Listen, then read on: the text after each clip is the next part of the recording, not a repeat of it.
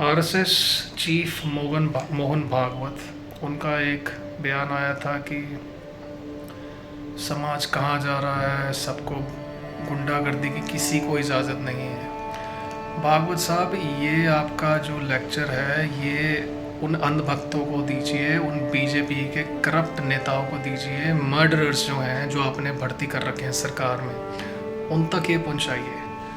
हो सकता है थोड़ी शर्म उनमें बाकी हो कि ये जो रेप, मर्डर, अबडक्शन, करप्शन हो रहे हैं ये वो ना करें, वरना ऐसे भाषण का कोई मतलब नहीं है। आपने बोल दिया, हमने सुन लिया, बस हमें तो है ही नहीं ना। हम तो एक छोटे मोटे एक इंडिया के सिटीज़न हैं। असली मौज तो आपके मंत्री शंत्री ले रहे हैं, एमएलए ले रहे हैं, एक छोटा सा नेता भी।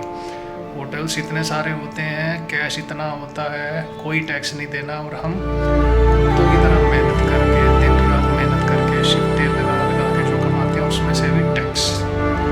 जो घर ले लो उसमें से भी टैक्स, ट्रेडिंग कर लो उसमें से भी टैक्स, लॉन्ग टर्म गेम उसमें से भी टैक्स, पेट्रोल टैक्स, ये टैक्स, वो tax, property tax, road tax. मिलता क्या है? घंटे पुलिस जो आती लेट है, और आने से पहले, आने के बाद डर का माहौल होता है, स्पेशली लेडीज़ को। एम्बुलेंस टाइम से पहुंचती नहीं है। लॉ एंड ऑर्डर इतना स्लो है, इतना स्लो है कि जब तक इंसान की बारी आती है वो मर चुका होता है। तो टैक्स देने से मिल क्या रहा है, ये आज तक मुझे समझ नहीं आई। टैक्स दे रहे हैं, दे रहे हैं, दे रहे हैं। मंत्री जी के लिए कोई टैक्स नहीं, संतरी जी के लिए कोई टैक्स नहीं, एमएलए मौज काट रहे हैं, उनका भत्ता बढ़े जा रहा है, उनका पे स्केल का रेजोल्यूशन चुटकियों में पास हो जाता है, विपक्ष और सत्ता दोनों से। अंधभक्ति हमारे देश में इतनी है कि बाबा बन जाओ तो तुम लाखों कमा सकते हो, जस्ट बिकॉज वोट बैंक।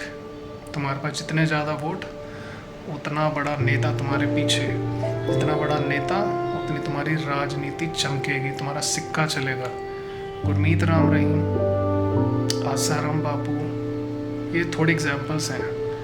थोड़े दिन बाद वो छूट जाता है, थोड़े दिन बाद वो छूट जाता है। जब भी पंजाब, हरियाणा में, राजस्थान में चुनाव होते हैं, अभी रिसेंटली फिर चुना गया, एक बलात्कारी, मर्डरर छोड़ देते हैं जस्ट एंड चुनाव से पहले।